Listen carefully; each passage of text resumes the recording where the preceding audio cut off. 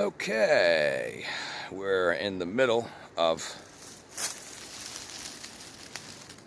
nowhere, trying to get away from the wind, which is difficult, very windy today. And I'm seeing if this sideways angle is better. It's harder for me because I got to hold the damn camera further away.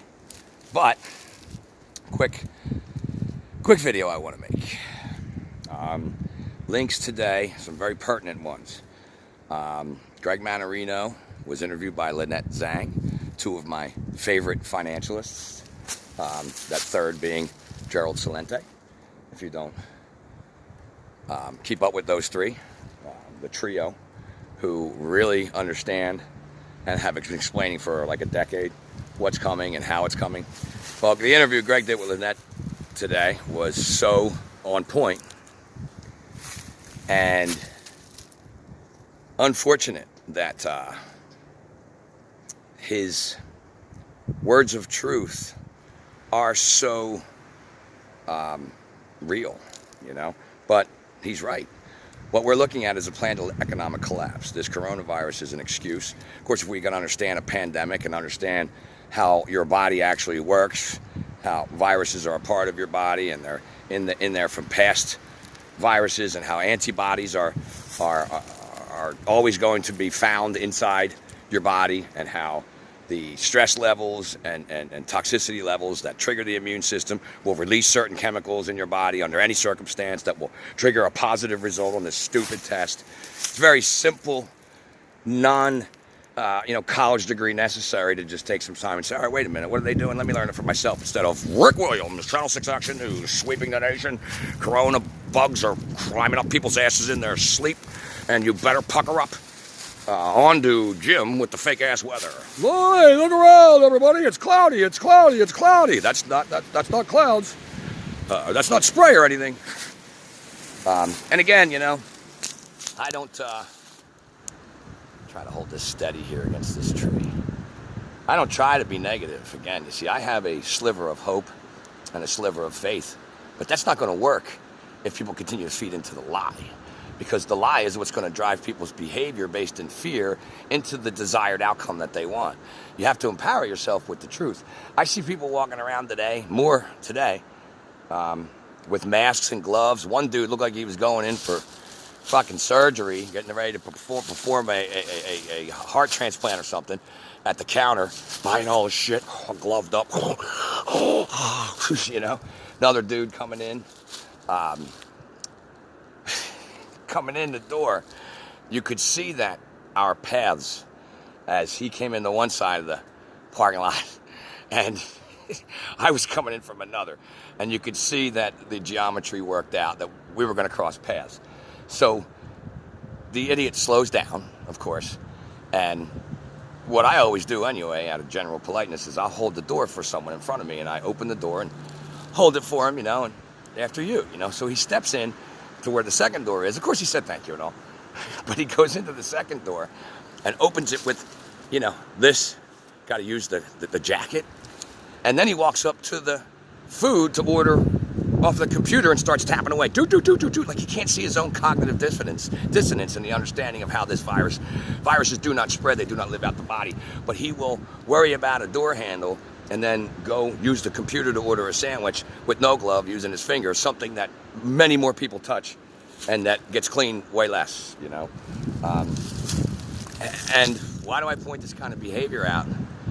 Because I hope this isn't got mic in the wind. Yesterday down at the lake, it sounded fine, like the mic wasn't in the wind wasn't bothering me, and then the whole damn video was whoosh, whoosh. That's why I put that other one out. I had done that a little earlier and I didn't love it, but since I still had it on there, I said, well, let me put that out, at least there's no wind. There's wind in here. Let me see if I can move to another spot. See, I'm kind of in the middle. We can see it. We got, they've turned the fans on today because we can't have just a sunny day without winds. Every time it's sunny like this, if we're lucky, we get one, and then the other ones are full of gusts of wind. Oh my Jesus. While the other ones, the other days are covered skies, pure flat white, misty rain, downpour rain, cloudy, no sun, nighttime. Next day, same thing, like we've had all winter long for 3 years. So I was hoping, man, this wind is just, I was hoping that coming to the middle of the forest here and off the beaten path would be, you know, better for this. And it is, you know, so let's see. I mean, we can certainly hear it. It's blowing the tops of these trees like crazy. But for the moment, I think I can continue. David Icke, of course, another one who's been on fire with his research, impeccable research. Oh, he's the lizard guy. He's controlled opposition. He thinks the queen's the lizard. He thinks he's Jesus. All the nonsense people pick up from other YouTubers without picking up a book or watching a 10-hour presentation or doing anything, or whatever snippets they hear about him. The research that he does, again, whether you agree with his conclusions or not, are ungodly resourced and referenced and researchable yourself. And as far as, oh my God, I can feel that wind just hit that. Sorry for all the interruptions. This is my third time trying to do this. I'm not doing it again, so I'm going to wrap up and then I'm going to be done, and I'm going to attach the links that I want to attach. But again, explaining the coronavirus, David Icke has been on fire. Again, same conclusions that many of the doctors, experts are saying to negate the official numbers coming out of Imperial College by Professor Ferguson, which is now also backtracking on those numbers. But again, if people don't wake up to it now, when we have more frequency 5G and bullshit put up, you know, they'll just make people sick that way, because this is the new norm, you know. And these systems, of course, fuck with the immune system, the body. Another warning people have been trying to get out to the world about this smart grid, this AI, this technocratic future of surveillance and slavery is also extremely damaging to the human body and human health, which is when they will kick this into high gear. I mean, you know, this is just the beginning. The stock market crash is going to create shortages beyond belief, which is why you're really having this order being conditioned into people at the supermarkets, you know, as this entire plandemic is being conditioned to become a way of life. They also don't want people getting together because they don't want people sharing ideas, and they're taking away the thing that people need most, which is human interaction. Some people, oh, I don't need human interaction. You do. You'll find that most people that sit inside and don't have a lot of human interaction are miserable fucks.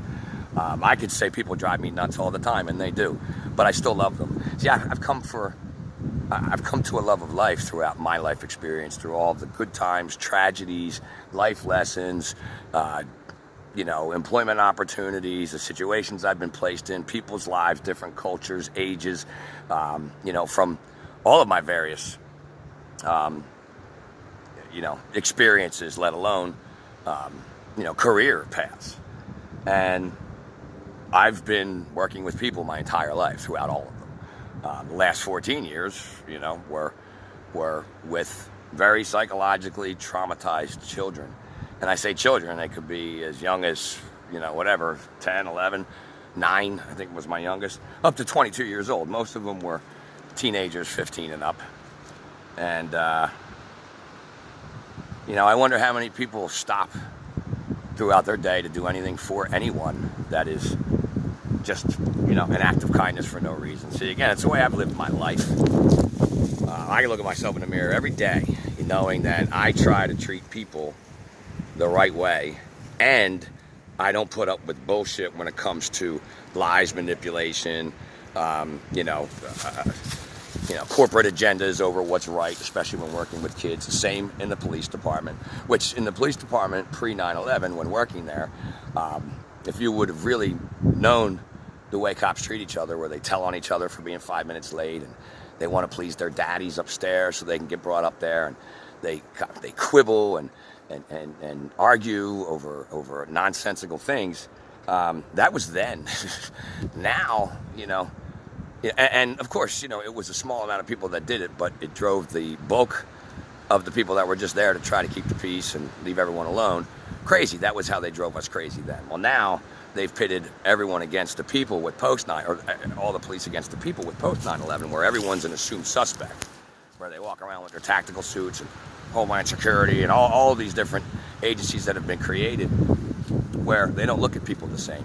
And you can easily tell them that people are a danger because they already can't stand people. And again, even back when I was there, you know, I came home with people, they're just babies. They call the police to settle arguments with their boyfriends, and he's out drinking, or he won't do this, and you know, or he'll call and say, she's out with another man, all these things. Like, you're supposed to come and settle all these things instead of mature relationships and making choices and you know, deciding whether people want to be together. And who's in the middle of all of it? The kids sitting there, you know. I mean, mostly that's what a lot of cops do, is domestics handling people's little baby shit, you know, which is where a lot of them will walk away going, fucking people, you know.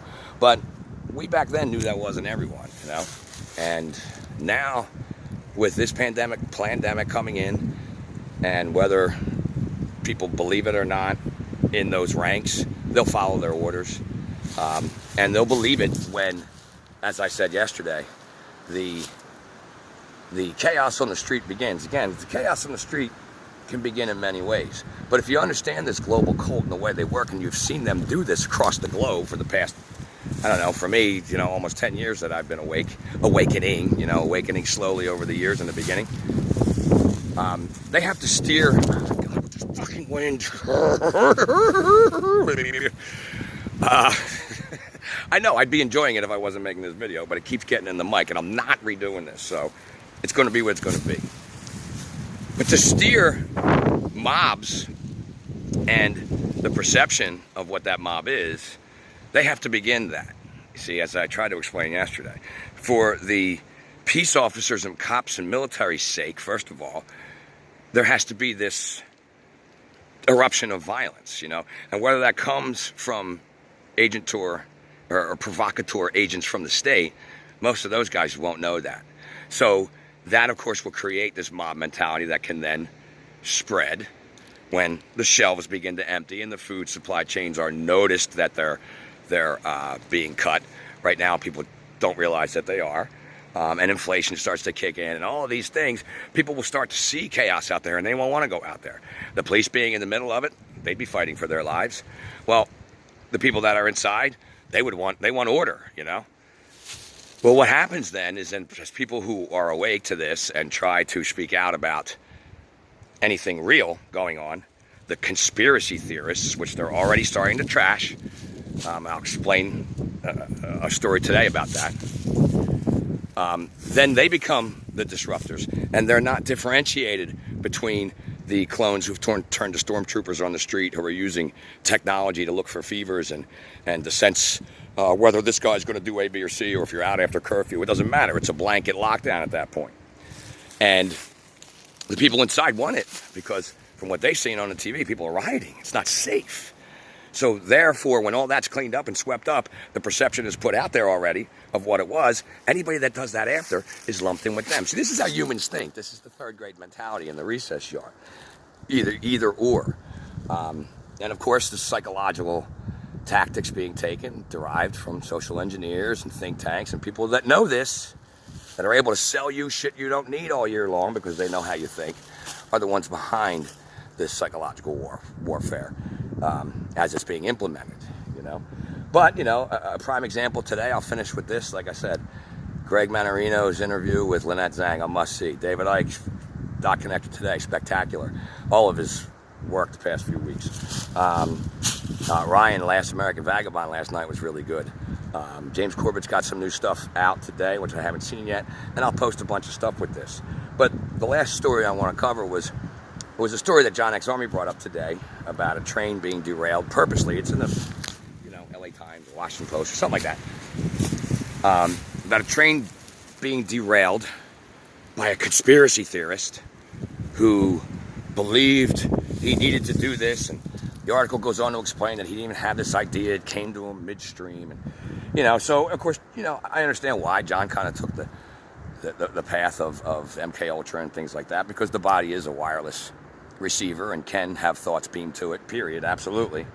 But I looked at it in a little bit broader of a sense, and if you read that article, you can see the propaganda throughout to paint the conspiracy theorists, which I hate that fucking word, as a danger, as he could sporadically go off at any time to paint him as an idiot, to instill fear in people so that when people are out later, when they do get their brains together and start to speak, or people like us that are speaking now are deemed conspiracy theorists, they will be blown off more easily by those that just want peace. Will be one of the troublemakers. And of course, throughout history, we're known as the truthers, and those that follow the way, the path, and the light, and speak the truth no matter what, stand in it, just as historical figures, if historical or allegorical, or in your religious aspects.